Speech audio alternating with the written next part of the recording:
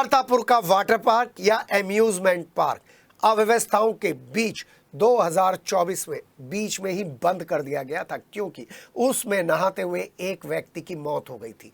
बताया जा रहा है किसी केंद्रीय मंत्री ने इसका उद्घाटन किया था। उद्घाटन के बाद सारी व्यवस्थाएं तो दुरुस्त होनी चाहिए। ना तो पिछले साल एनओसी मिली है और ना ही इस साल एनओसी मिलने की संभावना है। अगर एनओसी मिली हुई है तो हमारी वाटर पार्क के जितने भी केयर टेकर्स हैं उनसे एक छोटी सी अपील है कि वो अपनी इस एनओसी की बड़ी सी कॉपी फ्रेम करके अपने गेट पर लगा दे। अपने एसओपी यानी कि सेफ्टी के लिए जो प्रिकॉशंस ली जा रही हैं वो लगा दे। जो डॉक्टर आपके पास आ रहा है, जो आपात स्थिति में वहाँ पर नहाने वाले लोगों को, एम्यूजमेंट पार्क में आने वाले बच्चों को आपात स्थिति में बचाएगा, उसका नाम और उसका फ़ोन नंबर लिख दें।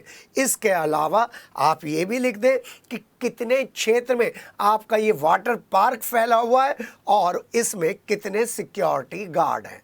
जी हाँ, ये खबर हम इसलिए चला रहे हैं क्योंकि पूरे शहर में अवैध होर्डिंग लगाने वाला वाटर पार्क ने अपने बाहर की जगह पर भी 3 यूनिपोल लगाए थे।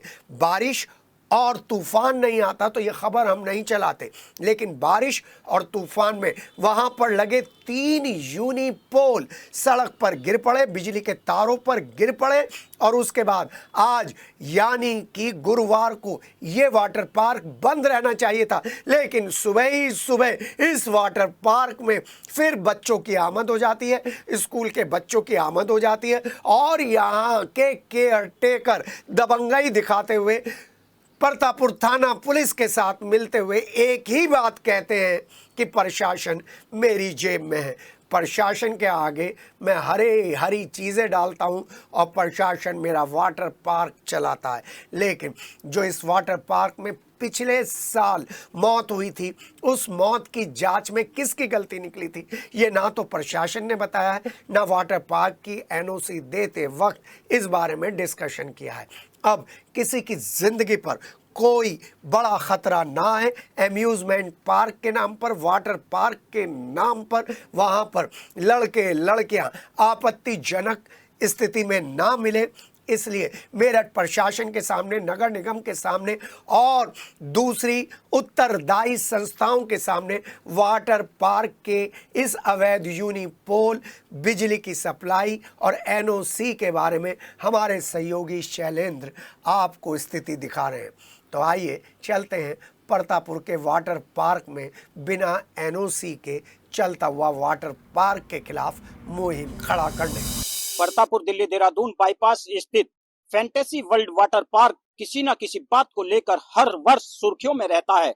जिस वजह से ये पिछले साल सुर्खियों में रहा था, वो बात थी कि पिछले साल यहाँ एक व्यक्ति नहाने के लिए आया था और डूबकर उसकी संदिग्ध परिस्थितियों में मौत हो गई थी। जब यहाँ पर अधिकारियों ने पूछताछ की तो यहाँ पर कोई एमबीबीएस डॉक्टर अवेलेबल नहीं था, जबकि यहाँ पर फार्मासिस्ट और एमबीबीएस डॉक्टर होना अनिवार्य है।